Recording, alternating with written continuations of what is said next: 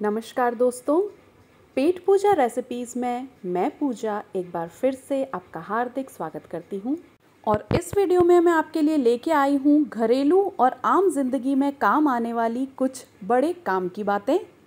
तो मेरा पहला टिप है कार की विंड स्क्रीन को साफ़ करने से लेके इस तरह से वाइपर चला के जब हम कार की विंड स्क्रीन को साफ़ करते हैं तो ये साफ़ तो ज़रूर हो जाती है, पर कई बार इस तरह से इसमें वाइपर चलने के मार्क्स रह जाते हैं। तो इसे ठीक करने के लिए हमें चाहिए वैसलीन और एक बेबी वाइप, या फिर बेबी वाइप की जगह आप टिश्यू पेपर भी ले सकते हैं। तो वाइपर चलने से इस तरह से ये जो पानी के मार्क्स बन गए हैं, इसको हटाने के लिए हमें टिश्यू पेपर पे इस तरह से वैसलीन ले लेना है और टिश्यू पेपर पे इस तरह से फैला के हमें अच्छे से अप्लाई कर लेना है। उसके बाद वाइपर को वैसलीन वाले टिश्यू पेपर से इस तरह से हमें साफ़ कर लेना है। ये देखिए कितनी सारी गंदगी इसमें से निकल रही है, और इस तरह से रगड़ के हमें कार के दोनों वाइपर्स को अच्छे से वैसलीन से साफ़ कर लेना है। इससे क्या होगा, इसकी स्मूथ एकदम सरफेस हो जाएगी। और ये देखिए दोनों वाइपर्स को साफ़ करने के बाद जब हमने वाइपर चलाया है तो इसमें किसी भी तरह का वाइपर चलने का कोई भी मार्क नहीं है। बिल्कुल साफ़ विंड स्क्रीन इस तरह से आपका वाइपर साफ़ करेगा। मैं आपको बाहर से भी दिखाती हूँ। ये देखिए कार की विंड स्क्रीन पे कोई भी मार्क इसमें नहीं है। तो बहुत ही आसान सा टिप है ये। तो चलिए चलते हैं दूसरे टिप की तरफ। मेरा दूसरा टिप है पूजा के फूलों को लेके। इस तरह से हमारे घर के मंदिर के लिए हम सभी गुलाब के फूलों की माला लेके आते हैं अपने इष्ट देव को चढ़ाने के लिए। और फूलों के मुरझाने के बाद हम जनरली या तो उसे किसी पेड़ की जड़ में डाल देते हैं या नदी में प्रवाहित कर देते हैं। तो इन फूलों को, जो कि भगवान का प्रसाद बन चुके हैं, मैं एक बहुत ही अच्छा यूज़ आपको बताती हूँ कि आपको फूलों को इस तरह से पंखुड़ियों को तोड़ के अलग कर लेना है।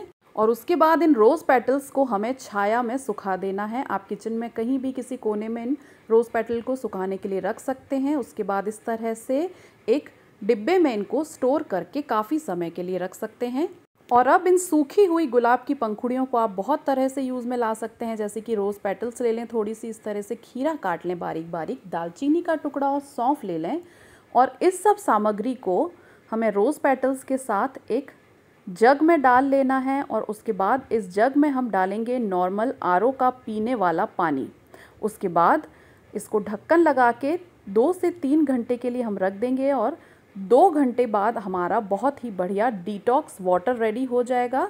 और इस डिटॉक्स वाटर को आप पूरे दिन थोड़ा थोड़ा करके पी सकते हैं, जो कि आपकी बॉडी के टॉक्सिन्स को निकालने में बहुत फ़ायदा करेगा। क्योंकि गुलाब की तासीर ठंडी होती है और गर्मियों के लिए ये एक बेहतरीन डिटॉक्स वाटर का काम करता है। इसी के साथ जब हम मिठाई बनाते हैं तो वहाँ चाशनी में गुलाब जल की जगह इन सूखी हुई गुलाब की पत्तियों का यूज़ किया जा सकता है। यहाँ मैंने केवड़ा एसेंस भी डाल दिया है। और ये मैंने बनाए हैं राजस्थानी रबड़ी के लड्डू, यानी कि बेसन को दूध में गूंद के जो बूंदी वाले लड्डू बनाए जाते हैं, उनमें मैंने ये गुलाब के फूलों वाली चाशनी का इस्तेमाल किया है। और बहुत ही बेहतरीन खुशबू इन लड्डुओं में से आ रही है।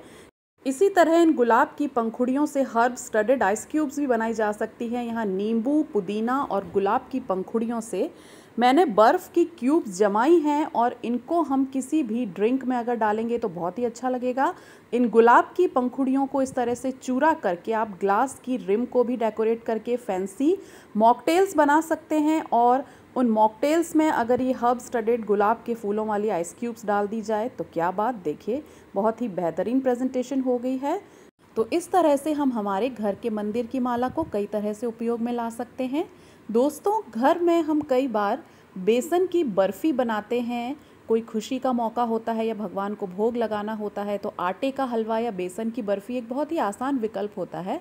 पर कई बार क्या होता है कि चाशनी हमारी थोड़ी सी ढीली रह जाती है। तो ये देखिए इस तरह से लूज़ रह गई है चाशनी, से ठीक करने के लिए हमें लेना है मिल्क पाउडर। तो यहाँ मैं नेस्ले का मिल्क पाउडर ले रही हूँ, आप कोई भी ले सकते हैं। और जितना लूज़ आपका बेसन की बर्फ़ी का डो रहता है उतना ही आप इसमें मिल्क पाउडर डाल दीजिए। इससे क्या होगा कि मिल्क पाउडर एक्स्ट्रा चाशनी के मॉइस्चर को एब्जॉर्ब कर लेगा और आपकी बर्फ़ी एकदम बढ़िया से टाइट जमने लायक हो जाएगी।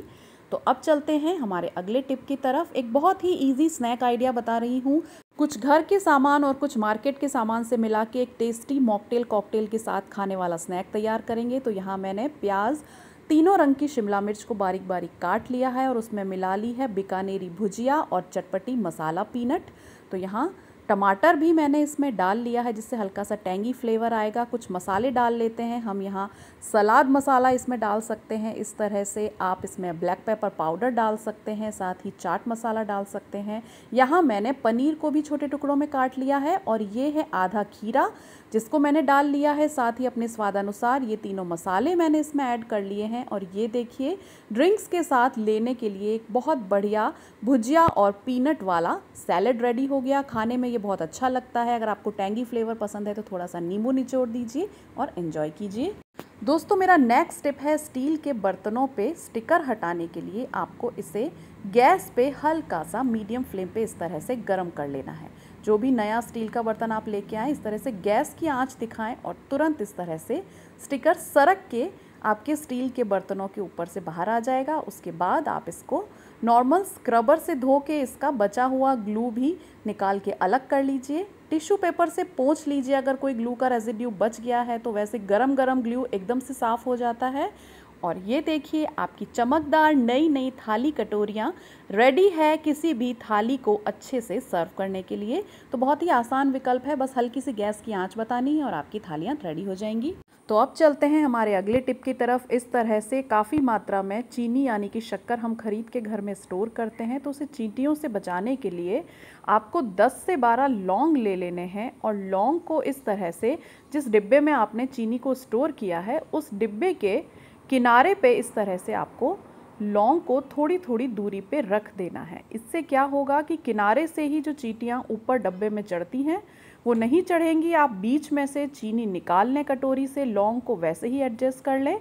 आपकी जो चीनी है उसमें चींटियाँ कभी नहीं आएगी, वो सालों साल इसी तरह से चींटियों से बचा रहेगा। तो ये बहुत ही अच्छा टिप है, लौंग की खुशबू से चींटियाँ चीनी से दूर रहती हैं और इस तरह से बल्क में स्टोर की हुई चीनी भी काफ़ी समय तक सुरक्षित रहती है। तो चलिए अगली टिप की तरफ चलते हैं।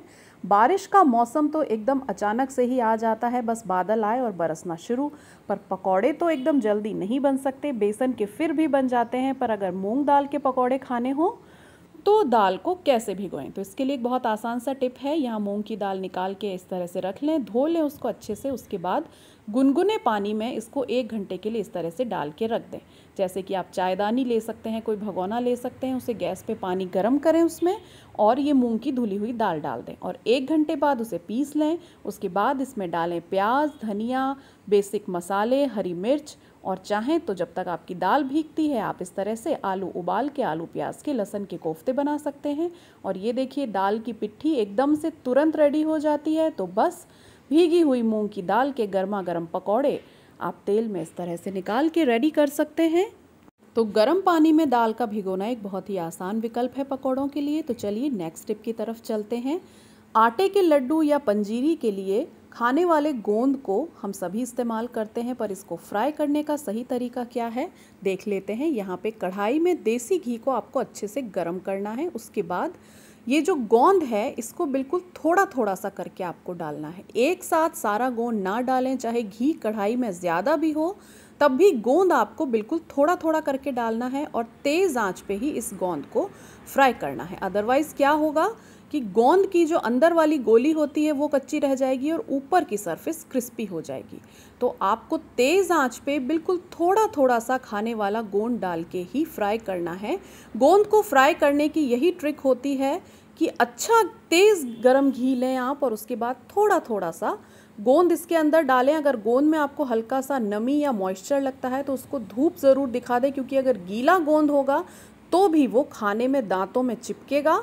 तो बिल्कुल सूखा गोंद लें और एकदम तेज़ गरम घी में थोड़ा थोड़ा करके ही आपको तेज़ आंच पे इसको फ्राई करना है और एकदम से तुरंत निकाल लेना है। जैसे ही आपको लगे कि गोंद फूल गया है तो उसको तुरंत निकाल लें, अदरवाइज़ जल जाएगा और कड़वा हो जाएगा खाने में। तो ये देखिए इस तरह से थोड़ा थोड़ा करके अगर आप गोंद को फ्राई करेंगे तो आप रैंडमली कोई भी गोंद को उठा के देखिए इस तरह से चूरेंगे तो ये देखिए बिल्कुल अंदर तक फाइन पाउडर बन गया है, बीच में कहीं भी इसमें कच्ची गोली नहीं है।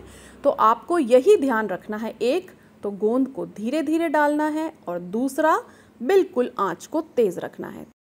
तो इस तरह से आपके भी आटे के लड्डू एकदम परफेक्ट बनेंगे। तो चलिए चलते हैं अगले टिप की तरफ। घर में नींबू पानी हम सभी बनाते हैं, सभी पीना भी उसे पसंद करते हैं, पर नींबू को किस तरह से काटा जाए कि उसका मैक्सिमम यूज़ हो।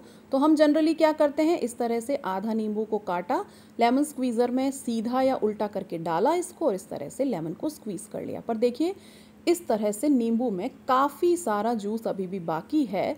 तो ये सही तरीका नहीं है लेमन स्क्वीज़र में नींबू स्क्वीज़ करने का। इसके लिए आपको ऊपर और नीचे दोनों तरफ से नींबू को पहले थोड़ा थोड़ा सा काट लेना होगा। ये छिलका हमने ऊपर और नीचे दोनों तरफ से काट लिया। उसके बाद आपको नींबू को बीच से आधा करना है, बिल्कुल जैसा हम नॉर्मली करते हैं लेमन स्क्वीज़र के लिए। और उसके बाद इसको लेमन स्क्वीज़र में अगर आप डाल के स्क्वीज़ करेंगे तो नींबू का सारा जूस बाहर आएगा। ये देखिए अब इसके अंदर बिल्कुल जूस नहीं बचा है। तो ये है सही तरीका नींबू निचोड़ने का। उसके बाद शिकंजी यानी कि नींबू पानी बनाने के लिए हम डालते हैं उसमें काला नमक और उसके बाद चीनी।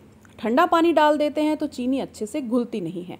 तो चीनी बढ़िया से घुले इसके लिए आपको क्या करना है कि पिसी हुई चीनी यानी कि बूरा चीनी लेनी है। तो यहाँ पे 1 गिलास के हिसाब से मैं 2.5 से 3 चम्मच डाल देती हूँ बूरा चीनी, जिससे क्या होगा कि ठंडा पानी या आइस क्यूब जब हम डालेंगे तब भी हमारी चीनी एकदम तुरंत घुल जाएगी। क्योंकि जो हमारी क्रिस्टलाइन शुगर होती है वो ठंडे पानी में डिज़ोल्व नहीं होती है।